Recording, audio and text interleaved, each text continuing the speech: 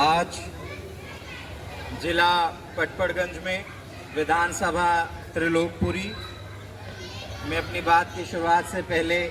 सभी महापुरुषों को नमन करते हुए विशेष तौर पर महात्मा फूले, शाहू जी महाराज, नारायण गुरु जी, भारतीय संविधान निर्माता, सिंबल ऑफ नॉलेज,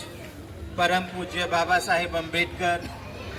बहुजनों के मसीहा, बहुजन समाज पार्टी के संस्थापक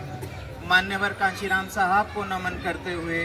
आज़ाद भारत की सबसे न्यायप्रिय, सबसे लोकप्रिय, सबसे प्रभावशाली नेता आदरणीय बहन जी को आदर्श नेता मानकर आज यहाँ पर मीटिंग में मौजूद उत्तर प्रदेश में पूर्व कैबिनेट मंत्री,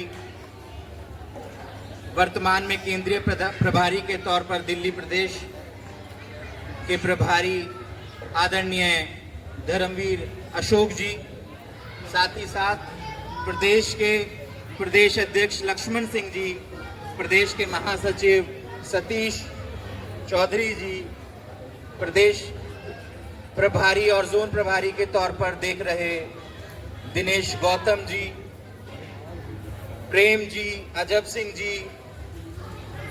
दर्शन लाल जी, मुकेश बालाजी जी, शंकर लाल जी, सम्मानित मंच, जिला कमेटी, विधानसभा कमेटी, प्रदेश के अन्य साथी एवं विशेष तौर पर आभार व्यक्त करना चाहूँगा यहाँ पर मौजूद अपनी पार्टी और मूवमेंट के लिए हमेशा से तैयार रहने वाले आप जैसे युवाओं का, हमारी बहनों का, बुजुर्गों का, वोटर्स का, सपोर्टर्स का, मेरा नितिन सिंह की ओर से जय भीम। साथियों, चुनाव आपके बीच में आ गया है। बहुत ही जल्दी चुनाव की घोषणा दिल्ली प्रदेश में कर दी जाएगी, हो जाएगी। और बहुजन समाज पार्टी में आदरणीय बहन जी के निर्देश अनुसार बहुजन समाज पार्टी के पदाधिकारियों को लगाया गया कि वो ऐसी परिस्थिति में जब पूरे देश में बहुजन समाज पार्टी के लिए तरह तरह की बातें की जा रही हैं, ऐसी परिस्थिति में बहुजन समाज पार्टी के कार्यकर्ता, पदाधिकारी अपने लोगों के बीच में पहुंचे और उन लोगों में कैडर के माध्यम से, छोटी छोटी नुक्कड़ सभाओं के माध्यम से, छोटी छोटी मीटिंग के माध्यम से अपनी पार्टी की बात रखें। और इसी कड़ी में आज त्रिलोकपुरी विधानसभा की ये मीटिंग है। मैं समझता हूं एक विधानसभा के तौर पर जब कोई मीटिंग होती है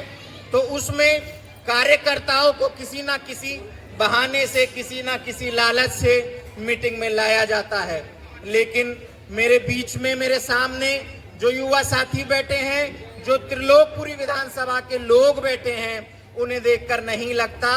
कि वह लोग किसी लालच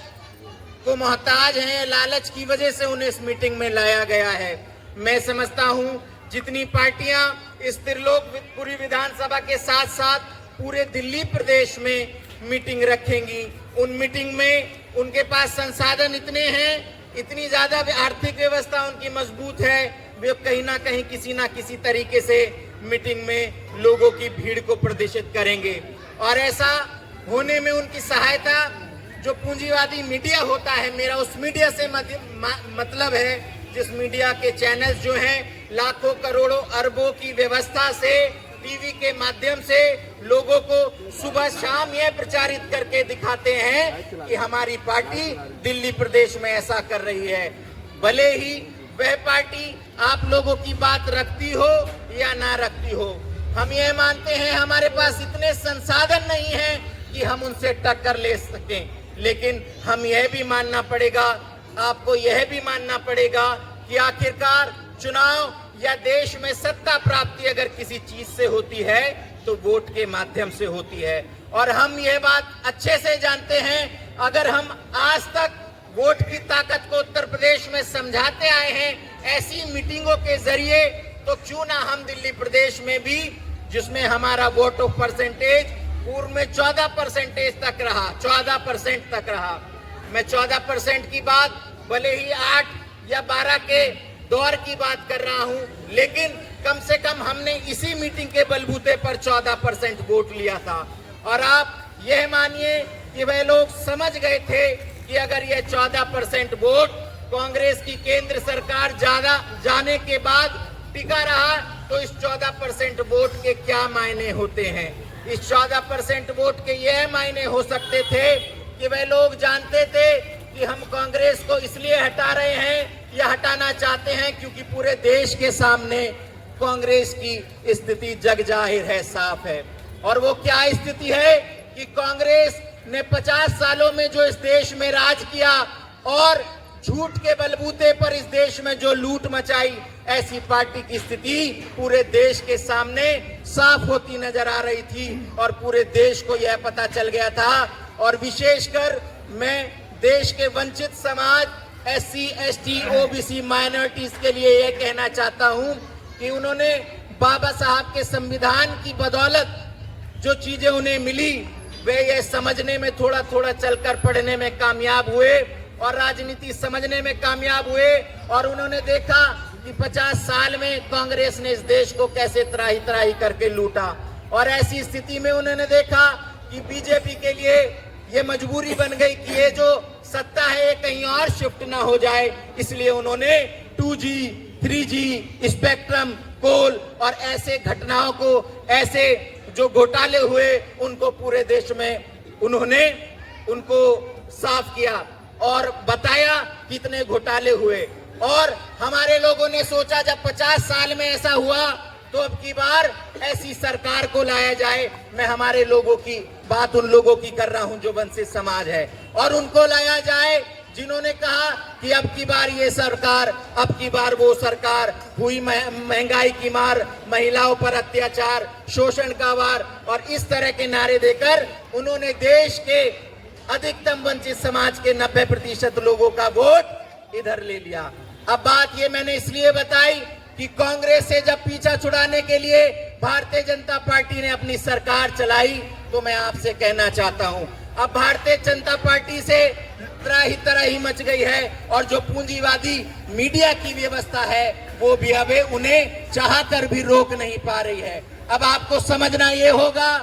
कि लोग कह रहे हैं कि भारतीय जनता पार्टी अब जाने वाली है, उससे ज्यादा चलने ही नहीं वाली है। जिस कोल घोटाले से, 3G, 2G घोटाले से बचकर हमें भारतीय जनता पार्टी की ओर लाया जा रहा था, क्या आपको ये बात नहीं समझनी चाहिए कि अब हम वापस से कांग्रेस जैसी पार्टी, या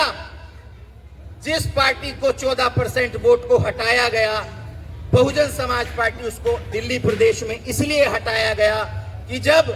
भारतीय जनता पार्टी की सरकार आएगी, और जब भारतीय जनता पार्टी की सरकार आएगी तो एक धर्म के आधार पर अल्पसंख्यक जाति के लोग, विशेषकर मुस्लिम समाज के लोग जो पूरे देश में एक अपना वजूद रखते हैं, उनकी संख्या बल इतनी है। जब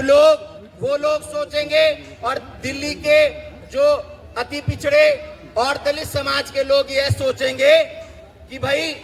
ये सरकार ऐसी है जो हमें लूट रही है, हमें शासन सत्ता में नहीं आने दे रही, हमें गरीबी की ओर खिसका रही है, तो वो लोग जरूर बहुजन समाज पार्टी की ओर देखते। और उस स्थिति से बचने के लिए उन्होंने अन्ना हजारे मूवमेंट चलाया, जो कि संघ परिवार से निकली हुई सारी व्यवस्था थी। उस व्यवस्था के लोग अनेक प्रदेशों में मुख्यमंत्री बने, राज्यपाल बने, केंद्रीय मंत्री बने, और दिल्ली प्रदेश में आपके 14% वोट को घटाकर वो दिल्ली प्रदेश का मुख्यमंत्री बनाने में सफल रहे। लेकिन मैं उदाहरण के तौर पर आपसे यह कहना चाहता हूं, आपने 50 साल का कांग्रेस का राज देखा जिसमें लूट हुई, आपने 20 साल से ज्यादा केंद्र में भारतीय जनता पार्टी का राज देखा जिसमें लूट हुई, आपने 10 साल से ज्यादा उस आम आदमी का राज देखा जिस आम आदमी का उन पे जरा सा भी वो नहीं है। उन आम आदमी का कि आम आदमी तो आप थे, लेकिन वोट सारा उन खास आदमियों को चला गया, और वो मंत्री, केंद्र मंत्री, वो मंत्री और मुख्यमंत्री और राज्यसभा सांसद और सब बने, भले ही बने, लेकिन जो सुविधाएं हमारे आम समाज को मिलनी चाहिए थी, आम जनमानस को मिलनी चाहिए थी, वंचित समाज को मिलनी चाहिए थे, वो नहीं मिली। और स्थिति ऐसी रही कि आप जैसे थे उससे भी बद से बदतर स्थिति में आज आप पहुंच चुके हैं। आज आपके बच्चों के पास रोजगार नहीं है, दिल्ली की स्थिति बदहाली की ओर है, और दिल्ली प्रदेश में कोई भी चीज ठीक नहीं है। और आम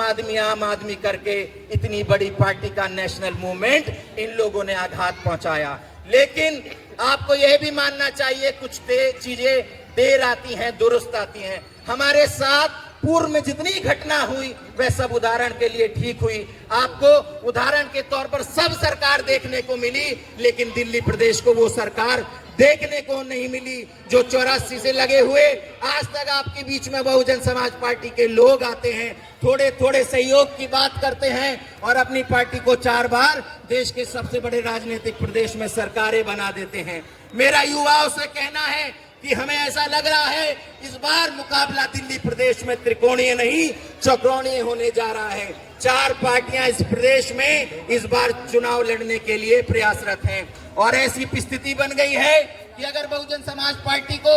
हर तरफ से कोसा जा रहा है तो वह समझ गए हैं कि अब इन 3 पार्टियों का खेल नहीं चलने वाला है। और इस चुनाव में